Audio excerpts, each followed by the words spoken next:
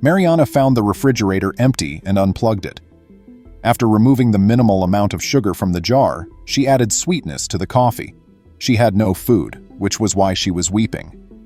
There was a knock on the door at that very moment. They left her an envelope with her name on it, but when she opened it, nobody was there. That scene was repeated after she discovered money. She and her husband had been through 1,000 hardships since the death of their son, Martin, so they were eager to find out who was looking after them. They were shocked to learn the truth. Welcome to USA Stories channel. Do not forget to subscribe and activate the bell button to receive all new updates. Now let's go to the story. An elderly couple named Bernardo and Mariana had lost their only son, a young engineer who had supported his parents financially until a tragic event that resulted in his death a year prior. From an early age, Bernardo was trained in the carpentry trade. Due to their extreme poverty, the boy's father, who also worked with wood, decided to teach him how to work rather than send him to school. The youngster first sanded and varnished, but when he was around 12, they started teaching him how to carve objects. He eventually became his father's right hand, and the father was quite pleased with the young man. They produced furniture, but their specialty was creating beloved wooden toys for kids. For them, December was the best month since that's when parents buy their handcrafted gifts to give to their kids for Christmas. Bernardo was orphaned when he was barely 15 years old and inherited the task of taking care of his mother. He continued to pay for the house. Because they did not think the teenager could work with the same quality that his father did, some clients moved away. A stunning young woman, who he ultimately found to be the most beautiful woman in the world, knocked on his door at the last minute of Christmas. It was Mariana, and she was in dire need of finding her nephew a toy. Bernardo took advantage of the occasion and extended an invitation for her to visit the town's sole movie theater. Following that outing, they started dating, despite Mariana's parents' disapproval since they thought Bernardo was impoverished because their daughter attended prestigious schools. They did not, however, keep them apart, and a year later, they were wed. After a modest ceremony, the couple moved into Bernardo's home. Because of the traditional boy's refusal to let his wife continue her education at a university, she ended up being a homemaker. Mariana conceived 2 years after the wedding. Actually, she was ecstatic since she had been longing for a child. After receiving the news with joy, Bernardo set to work carving their son's crib and creating exquisite furniture for the tiny room they would be furnishing. They decided to name the infant after St. Martin since, despite their lack of wealth, he was born on that day. While Mariana gave her full attention to her kid, her mother-in-law, and her husband, Bernardo carried on with his construction business. She had decided to put her studies on hold out of love, but she persuaded Bernardo that Martin needed a strong intellectual background in order for him to have a brighter future. When the boy reached adulthood, the father was certain that the wisest course of action would be for him to acquire the carpenter trade so that he could support himself.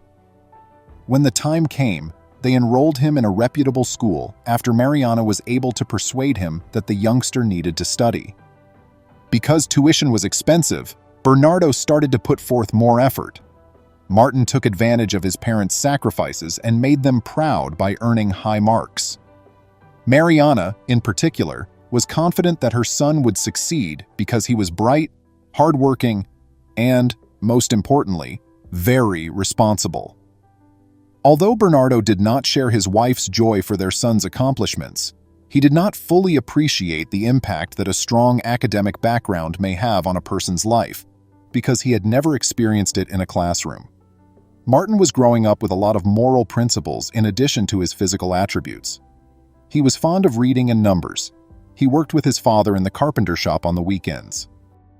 The customer was frequently taken aback by the child's acumen when they attended and completed the accounts without the need of a calculator. One of his strongest academic traits was his mental agility, and he knew at an early age that he wanted to be a civil engineer. Bernardo informed him that it was crucial for him to remember that their family was impoverished and struggling, and that attending college was not their goal. Nevertheless, Martin never gave up. The young child was the greatest of his generation when he graduated from school, thanks to his mother's support and his success on the entrance exam. His father experienced some health issues when the young man was in school because of the dust that came from working with wood. Martin, therefore, urged his father to close the shop once he secured a great job and took care of all household needs. The young man transformed the modest house into a middle-class one through remodeling. Naturally, his parents were very proud of him, since he was a very responsible young man and never let them be in danger. Because of his hard work, the company offered him a new car when he was 5 years old. He dedicated himself fully to every project that was assigned to him. Martin's life was made easier by the car, because those days were over when he would take public transportation and then get a taxi. However, it also turned into his route to suffering. He was killed when an inebriated driver struck him head-on on the road one evening as he was making his way home from work. His parents were inconsolable and perplexed as to why this terrible event was befalling them. Mariana screamed out for justice more than anyone. Because the road was deserted and no one observed the car, which made it easier for the man to escape, the authorities were unable to identify the offender. The scenario took a toll on the marriage and made Bernardo go back to work as a carpenter. But he was getting old, and toys had become obsolete in favor of electronic gadgets, so things were no longer as simple. When poverty was smothering him, he made tiny repairs to the neighbors' furniture and other odd jobs to get them by. Then money started to appear under the door of the house. While Mariana considered it a miracle, Bernardo vowed to track down the individual responsible. Bernardo made many hurried attempts to unlock the door, but it was ineffective because he was unable to locate anyone. He therefore made the decision to move into the empty lot in front of the house and install a sort of permanent camera. He stayed there for a full week, but his sponsor never made an appearance.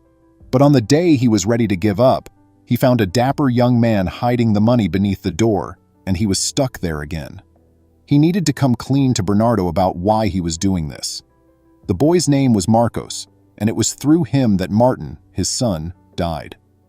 Mariana wanted to beat the young man after hearing his narrative, but she refrained when she found out that he had taken the day off because he wanted to drown his sorrows after the death of his parents. But he foolishly let Martin go before him. He contacted the modest couple after learning about them from the media, in the hopes that he might somehow undo the harm he had done to them. After Bernardo and Mariana expressed their gratitude and forgiveness, Marcos asked if they could adopt him as their son, so the three of them could cover for him. The couple was able to accept Marcos, who lived with them every weekend, and the adoption was symbolic. He paid the bills and made sure Martin's tomb was always visited. This is the end of the narrative, friends. Now let us know your thoughts on this one. Please respond in the comment section so that everyone may see it. We'll see you in our upcoming video. I appreciate you watching. Would you kindly like and post the video to social media? We'll respond to you as soon as we can.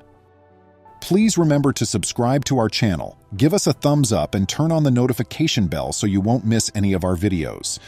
If you enjoyed the tale, the next video that plays on your screen will probably move you too.